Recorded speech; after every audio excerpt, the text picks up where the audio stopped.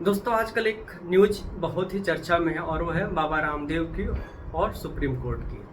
तो सबसे पहले आप कुछ न्यूज की क्लिप्स देखिए, कुछ ऑनलाइन पोर्टल्स के भी हैं और कुछ प्रिंट मीडिया के भी हैं। कुछ ऐसा मामला था कि कोविड के दौरान बाबा रामदेव के द्वारा कुछ ऐसी दवाओं के बारे में प्रचार प्रसार किया गया था कि ये दवाएं जो है कोरोना में कारगर होती हैं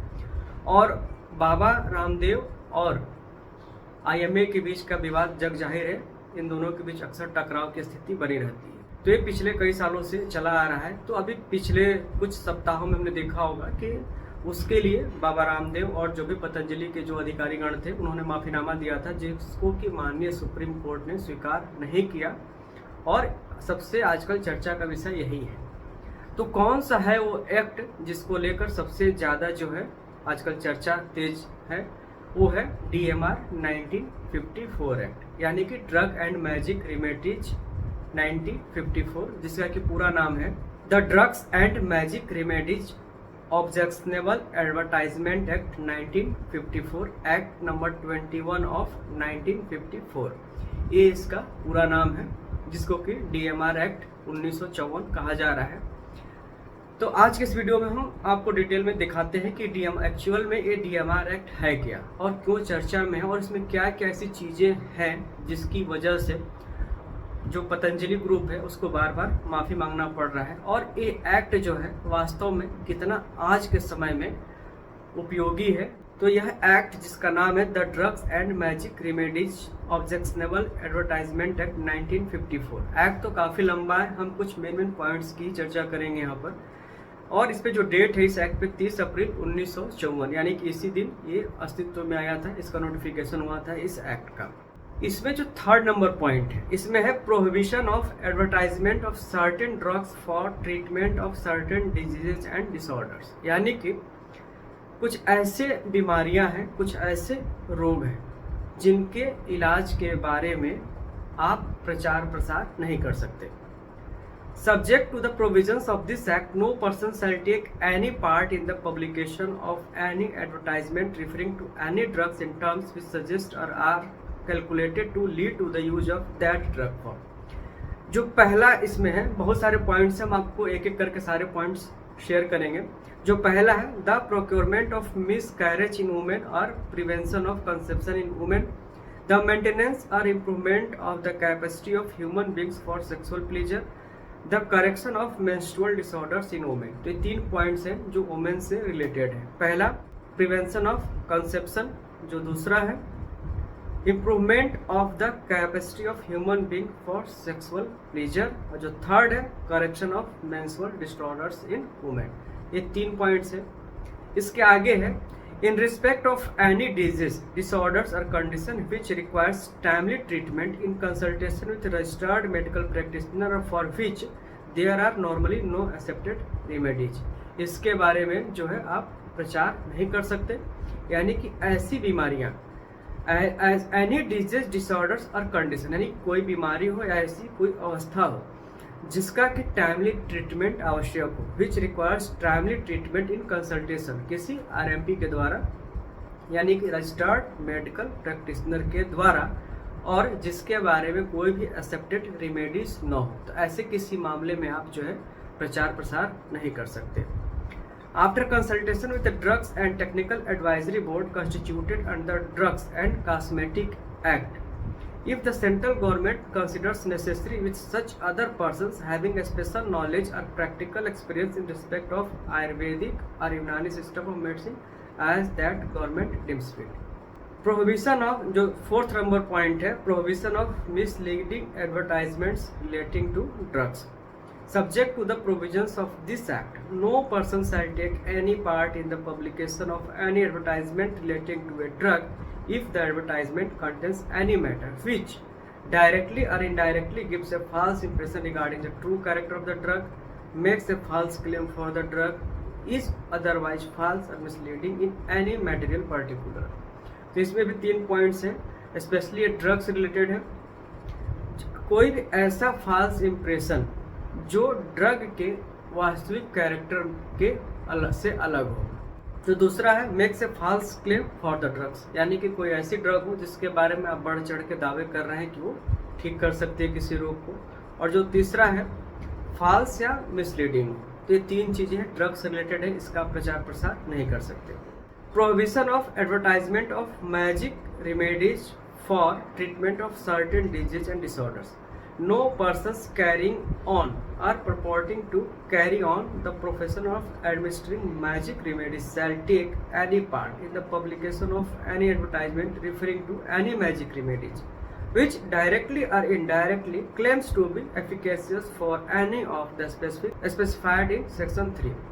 तो इसमें बहुत सारे जो सेक्शन 3 इसमें बहुत सारी डिजीज का नाम है जिसके इलाज के बारे में आप दावा नहीं कर सकते। अब इसमें लिस्ट देखिए क्या है जो शेड्यूल है सी सेक्शन 3D एंड 14। इसमें है अपेंडिसाइटिस है, arteriosclerosis, blindness, blood poisoning, Bright's disease, cancer, cataract, deafness, diabetes, disease and disorders of the brain, disease and disorders of the optical system, disease and disorders of the uterus, disorders of menstrual flow, disorders of the nervous system, disorders of the prostatic gland, dropsy, epilepsy, female disease, fever, fits, forms and structure of the female bust, gallstones, kidney stones, bladder stones, gangrene, glaucoma, goiter, heart disease, high or low blood pressure, hydrocele, hysteria, infantile paralysis, insanity, leprosy, leukoderma, lockjaw, locomotor ataxia, lupus, nervous stability, obesity, paralysis, plague, pleurisy, pneumonia, rheumatism, ruptures, sexual impotence, smallpox, stature of persons, sterility in women, trachoma, tuberculosis, tumors, typhoid fever, ulcers of GI tracts, venereal disease including syphilis, gonorrhea, soft chancre, venereal granuloma and lymphogranuloma। तो section 3 में total 54 disease का उल्लेख किया गया है जिसके बारे में आप दावा नहीं कर सकते कि आप इसे ठीक कर सकते हैं या ठीक हो जाती हैं आपके इलाज से। तो मेनली ये जो है 54 बीमारियां हैं और इसके अलावा ऊपर जो कुछ और कंडीशंस हमने बताई थी वुमेन्स डिसऑर्डर्स के मामले में और ड्रग्स के मामले में। तो इन सब चीज़ों पे जो है ये जो drugs and magic remedies objectionable advertisement का रूल लागू होता है और इसी को लेकर जो है आप दावा नहीं कर सकते और करते हैं तो इसके बारे में अभी एक रिसेंट नोटिफिकेशन आया है ministry of health and welfare का, यानी कि स्वास्थ्य कल्याण मंत्रालय का, कि अगर आप इसका उल्लंघन करते हैं पहली बार तो आपको 6 महीने की सज़ा हो सकती है और मॉनेटरी पेनल्टी भी लग सकती है, और अगर आप दोबारा यही काम करते हैं तो इसके लिए जो है आपको 1 साल की सज़ा या मॉनेटरी पेनल्टी या दोनों हो सकती है। तो ये था लीगल एस्पेक्ट इसका, इस एक्ट का, जिसकी वजह से बाबा रामदेव को बार बार सुप्रीम कोर्ट की तरह से जो है चेतावनी भी दी जा रही है और उनको माफ़ीनामा देने के बाद भी माननीय सुप्रीम कोर्ट के द्वारा उनको माफ़ीनामा नहीं दी जा रही है और बार बार सज़ा देने की बात की जा रही है। लेकिन आज की डेट में ये DMR एक्ट जो है 1954 कितना ज़रूरी है और कितना समसामयिक है, इस पर चर्चा होना बहुत ही आवश्यक है, क्योंकि यह एक्ट 1954 में जब लिखा गया था उसमें जो मेडिकल सिस्टम था इतना ज़्यादा एडवांस नहीं था, बहुत सी दवाओं के बारे में जानकारियाँ नहीं थी। लेकिन आज की अगर हम बात करें तो हर बीमारी के बहुत सारे हमारे पास ट्रीटमेंट भी उपलब्ध है, बहुत सारे ऑप्शंस भी उपलब्ध हैं और दिनों दिन हेल्थ सिस्टम या मेडिकल सिस्टम इतना ज़्यादा इम्प्रूव हो रहा है कि बहुत सी बीमारियाँ काफ़ी हद तक कंट्रोल की जा रही हैं इन दवाओं के माध्यम से। तो इसलिए इस पे जो है पुनः विचार की आवश्यकता है और इसमें कहीं ना कहीं बहुत सारे ऐसे एक्ट है जो माननीय प्रधानमंत्री के द्वारा, कैबिनेट के द्वारा, संसद के द्वारा संशोधित किया गया है, क्योंकि एक्ट बहुत पुराने चले आ रहे थे, उसमें संशोधन की आवश्यकता थी और उसमें माननीय प्रधानमंत्री की अध्यक्षता में, उनके नेतृत्व में बहुत सारे एक्ट में संशोधन किया गया था। ठीक वैसे ही ये एक्ट 1954 का जो है DMR एक्ट, इसमें भी वर्तमान में अगर देखा जाए तो जिस तरीके से हमारा चाहे मॉडर्न सिस्टम हो या आयुर्वेद सिस्टम हो, क्योंकि ये एक्ट दोनों पे समान रूप से लागू होता है, एलोपैथी पे भी, आयुर्वेदिक पे भी, जितने भी हमारे इंडिजिनस सिस्टम ऑफ मेडिसिन है, आयुष है, सब पे लागू होता है। और हम लोग देखेंगे कि पिछले कई दशकों में जितनी तेज़ी से इम्प्रूवमेंट हुआ है, नए नए रिसर्चेज हुए हैं, तो निश्चित रूप से आज के परिप्रेक्ष्य में, आज के समय में इस एक्ट में संशोधन की आवश्यकता है और इसमें जितने भी आयुर्वेद के संगठन हैं उनको माननीय प्रधानमंत्री के समक्ष या जो भी इससे जो सक्षम अधिकारी हैं उनके समक्ष अपनी बात रखनी चाहिए कि वर्तमान में इसमें संशोधन की आवश्यकता है और इसमें संशोधन किया जाए, तभी जो है हम अपने देश को या अपने इंडिजिनस सिस्टम ऑफ मेडिसिन को, आयुर्वेद को, होम्योपैथ को, यूनानी को हम आगे ले जा सकेंगे। क्योंकि अगर ऐसा लगता है इस रूल के हिसाब से कि किसी भी बीमारी को हम ठीक करने का दावा नहीं कर सकते,